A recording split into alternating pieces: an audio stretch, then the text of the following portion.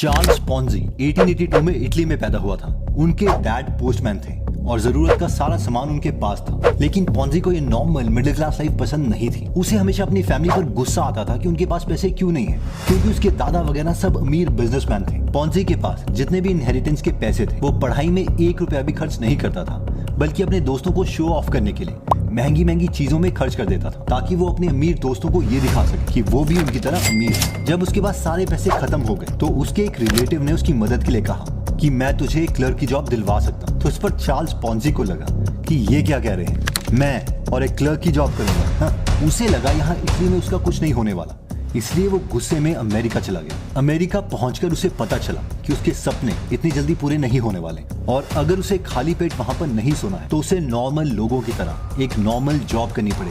अगले कुछ सालों तक वो हर एक कॉमन जॉब करता रहा। चंद पैसों के लिए उसने बनिए की दुकान में काम किया, लोगों के लिए दीवारें पेंट की, इवन बर्तन भी धोए। वो इन जॉब्स को थोड़े टाइम के बाद खुद ही छोड़ देता या फिर उसे निकाल दिया जाता, क्योंकि वो हमेशा शॉर्टकट के चक्कर में लोगों से पैसे ठगने का सोचता। 1907 में वो अमेरिका छोड़ के कनाडा शिफ्ट हो गया। उसे लगा कि शायद वहाँ उसकी किस्मत चेंज हो जाए। कनाडा में पहुंचकर उसने एक बैंक में क्लर्क की पोस्ट ले ली और वहाँ उसने देखा कि उसका बॉस बहुत जल्दी अमीर हो रहा है। एक स्कीम लगा। स्कीम ये थी कि लोगों से पैसे लो और उन्हें प्रॉमिस करो कि वो उन्हें ज्यादा रेट ऑफ इंटरेस्ट देगा। जब 100 लोग इसके लिए पैसे दे दे और वो अपना इंटरेस्ट मांगे तो अगले 100 के पैसे लेके पिछले 100 को इंटरेस्ट दे दो, और ऐसा करते रहो।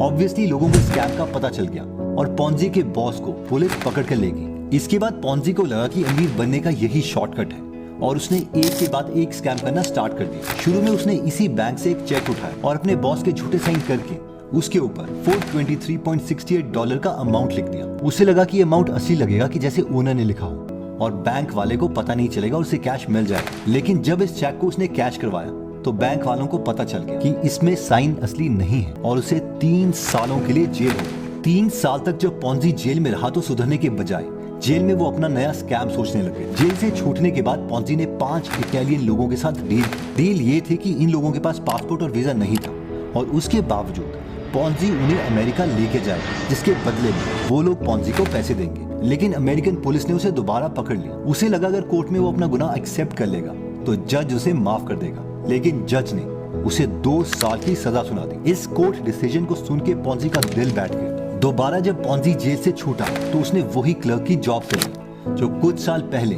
उसी के रिलेटिव उसे ऑफर कर रहे थे। इस बीच उसे एक लड़की रोज नेको से प्यार हो गया और दोनों ने शादी कर ली। रोज सिंपल लाइफ से खुश थी, लेकिन पॉन्जी को लगता था कि वो पैदा ही कुछ बड़ा करने के लिए हुआ है। उसने एक के बाद एक बिजनेस खोला, जैसे कि फ्रूट बिजनेस जो एक ही साल में बर्बाद हो गया। फिर उसने इंपोर्ट एक्सपोर्ट का बिजनेस खोला, वो भी 1 साल में फेल हो गया। उसे लगा उसका इंपोर्ट और एक्सपोर्ट बिजनेस इसलिए फेल हुआ है क्योंकि वो एडवर्टाइजमेंट के लिए मैगजीन में पैसा नहीं दे पाया, क्योंकि मैगजीन वाले एड छापने के लिए बहुत पैसे चार्ज करते थे। और इससे उसे एक नया आइडिया आया कि अगर वो खुद की एक मैगजीन खोलता है और लोगों को मैगजीन्स फ्री में बांटता है तो वो भी कंपनी से एडवर्टाइजिंग के लिए पैसे ले सकता है। काफी पैसे खर्चने के बाद जब उसने अपनी नई मैगजीन लॉन्च की तो उसे सच्चाई का पता चला कि एक भी कंपनी उसकी मैगजीन में ऐड देने के लिए इंटरेस्टेड नहीं थी। इसके बाद भी पॉन्जी ने हार नहीं मानी। उसने इसी बिजनेस में एक और चीज नोटी जो उसका नया बिजनेस आइडिया बनी। एक्चुअली जब पॉन्जी अपने मैगजीन के लिए बिजनेस को चिट्ठियां भेज रहा था कि वो उसकी मैगजीन में एडवर्टाइजमेंट डाले और उसे पैसे दे, तो उसे एक स्पेनिश इंसान ने रिप्लाई किया था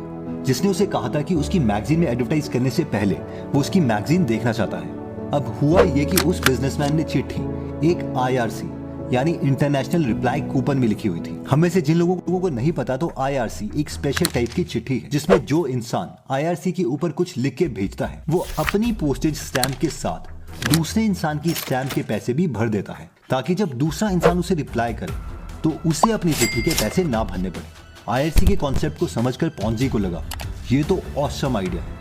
अगर मैं इटली में काफी सारे IRC खरीद लूं और जब डॉलर का प्राइस बढ़ जाए तो उसे US में जाके थोड़े महंगे में बेच दूं तो इससे मैं पैसे कमा सकता हूँ। इन शॉर्ट आइडिया ये था कि डिफरेंट कंट्रीज की प्राइस फ्लक्चुएशन को यूज करके सस्ते में IRC खरीदो और उसे महंगे में बेच दो। ज्यादा पैसे कमाने के लिए ये चीज पॉन्जी को बहुत बड़े स्केल में करनी थी, जिसके लिए उसके पास पैसे नहीं थे। इसलिए इसने बाकी लोगों को ये आइडिया बेचना स्टार्ट कर दिया कि अगर वो उसे पैसे देते हैं तो वो उन्हें 90 दिन में पैसे डबल करके देगा। अब होता ये था कि जब 90 दिन पूरे हो जाते थे तो वो नए लोगों से पैसे लेकर पुराने लोगों के पैसे देता था, जिससे और ज्यादा लोग पॉन्जी के बिजनेस में पैसे इन्वेस्ट करने लगे। सब कुछ ठीक चल रहा था, लेकिन फिर क्लियरेंस बैरन नाम का एक इंसान आया जिसने पॉन्जी की इस स्कीम का पर्दाफाश कर दिया। उसने कैलकुलेट किया कि पॉन्जी इतने लोगों से पैसे ले चुका है कि उनके पैसे वापस करने के लिए पॉन्जी को 16 करोड़ IRC पेपर्स खरीदने पड़ेंगे, जबकि पूरी दुनिया में सिर्फ 27,000 IRC पेपर्स हैं। जब कोर्ट केस चला तो दोबारा से जज ने अपनी जजमेंट दी और इसके लिए पॉन्जी को 5 साल दोबारा जेल हो गई। 5 साल जेल में रहने के बाद जब पॉन्जी जेल से छूटा तो वो फ्लोरिडा चला गया और सिमिलर टाइप की स्कीम को इसने दोबारा करने की कोशिश की और एक नई कंपनी खोली, द शार्पन लैंड सिंडिकेट के नाम से। मगर दोबारा से वो पकड़ा गया और पॉन्जी को 7 सालों की फिर से जेल हो गई। इस बार इसकी पत्नी भी इसे छोड़कर जा चुकी थी, इसकी एज हो गई थी और इसके अमीर बनने का सपना टूट चुका था।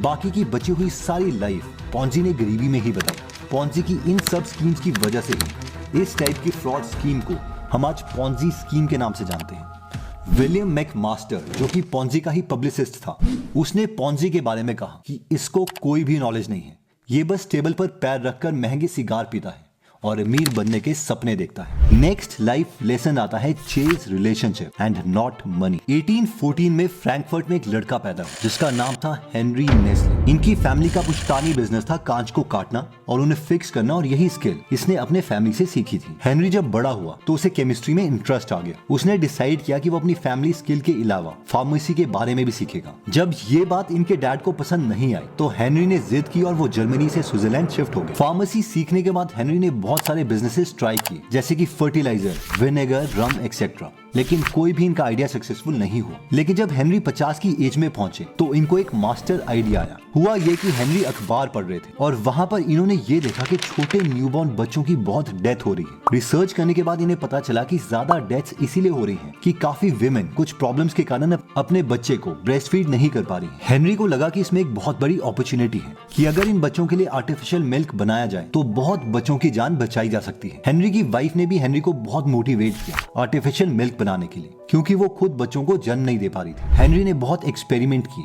और 1867 में हेनरी ने ये आर्टिफिशियल मिल्क फॉर्मूला बना दिया जो कि माँ के दूध के सब्स्टिट्यूट की तरह ऐड कर सकता था, जिससे उन बच्चों की जान बच सकती थी जिन्हें अपनी माँ का दूध नहीं मिल रहा है। हेनरी ने एक कंपनी खोली और इसे नाम दिया नेस्ले, जो ये फॉर्मूला मिल्क बेचने लग गई। ये मिल्क प्रोडक्ट इतना फेमस हुआ कि हर महीने इसकी डिमांड बढ़ी जा रही थी। लेकिन हेनरी को ये चीज बहुत ही अजीब लग रही थी क्योंकि वो अपनी फैमिली को बहुत ही कम टाइम दे पा रहा था। इसलिए कुछ सालों के बाद हेनरी ने इस कंपनी को बेच दिया ताकि वो इस ओल्ड एज में अपनी वाइफ के साथ जी सके। अब जिन लोगों ने इनकी कंपनी खरीदी उन्होंने पैसों के लिए नेस्ले के साथ बहुत बुरा किया। लेकिन ये स्टोरी उन लोगों के बारे में नहीं, ये स्टोरी है हेनरी नेस्ले के बारे में, जिसने बहुत ही अच्छी इंटेंशन के साथ नेस्ले बनाया था। और इतना ही नहीं, जब डिसीजन लेने का टाइम आया तो उसने पैसों को नहीं बल्कि अपनी वाइफ और फैमिली को चूज किया। और यही हमारा सेकंड लेसन है, हमें पता होना चाहिए कि लाइफ में हमें कब ब्रेक मारनी है। बहुत से ऐसे लोग हैं जो मरते दम तक पैसों की लालच में अपनी पूरी जिंदगी वेस्ट कर देते हैं। थर्ड लाइफ लेसन कहता है बिल्ड स्ट्रॉन्ग रिलेशनशिप। ये एक ऑनलाइन इन्फ्लुएंसर है लार्स के नाम से, जो कुछ साल पहले ऑनलाइन फेमस हो गया था क्योंकि इसने वॉलमार्ट में जाके कुछ आइसक्रीम को खाया और फिर बाद में उन झूठी आइसक्रीम को वहीं पर रख दिया। अब हुआ ये कि इसे डॉक्टर फिल के शो में बुलाया गया था और वहां पर इसे पूछा गया कि क्या तुम्हारी माँ को इस तरह की तुम्हारी वीडियोस अच्छी लगती हैं? तो इस पर इसने कहा, नहीं, मैं अपनी माँ से बात नहीं करता क्योंकि उनके फॉलोअर्स नहीं है, वो मेरी तरह अमीर नहीं है। Just listen to this damn thing. Girls' families think about you doing these stunts. None of them have followers. If they got followers or got rich, I'd probably talk to them again.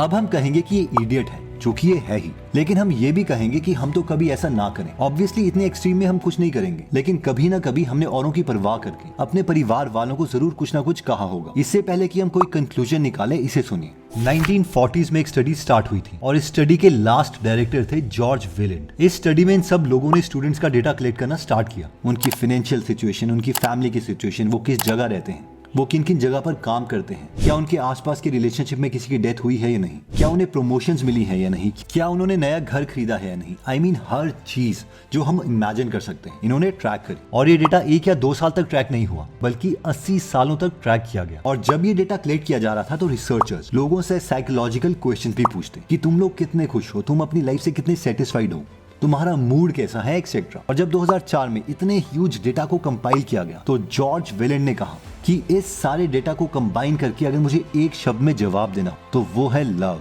Valent ने study में समझाया कि इन सारे 30-40 सालों के data में अगर इंसान की खुशी किसी चीज से डायरेक्टली प्रोपोर्शनल है तो वो कोई पैसा नहीं है, उसका सोशल स्टेटस नहीं है, वो कहाँ रहते हैं ये नहीं है, वो सिर्फ था कि उनके रिलेशनशिप्स कैसे हैं। अब सवाल आता है कि हम अपने रिलेशनशिप अच्छे कैसे कर सकते हैं। तो ये 2 स्टेप प्रोसेस है। 1, एक्चुअल में दूसरों की केयर करो, और स्टेप 2, उन्हें बताओ कि आप उनकी केयर करते हो। कई लोग एक्चुअल में घर वालों की, अपने हस्बैंड वाइफ की केयर करते हैं लेकिन उन्हें बोलते नहीं हैं, जिसकी वजह से रिलेशनशिप उतना स्ट्रांग नहीं हो पाता। तो इस वीडियो में हमने 3 इंपॉर्टेंट लाइफ लेसन्स देखे, जिसमें लेसन नंबर 1 था कि रियल लाइफ इंप्रूवमेंट्स कर, जिसमें हमने पॉन्जी की लाइफ स्टोरी देखी कि कैसे उसने हमेशा शॉर्टकट मेथड लेने का सोचा और रियल सेंस में अपने ऊपर कभी भी काम नहीं किया। सेकंड लाइफ लेसन था चेज रिलेशनशिप, जिसमें हमने हेनरी नेस्ले की स्टोरी देखी कि कैसे उन्होंने जब नेस्ले फॉर्मूला मिल्क से पैसा कमाना स्टार्ट किया और वो बिजी होने लगे तो उन्होंने अपनी कंपनी को बेचना ही प्रेफर किया, क्योंकि वो अपनी वाइफ के साथ टाइम गुजारना चाहते थे। Lesson number 3, build strong relationship,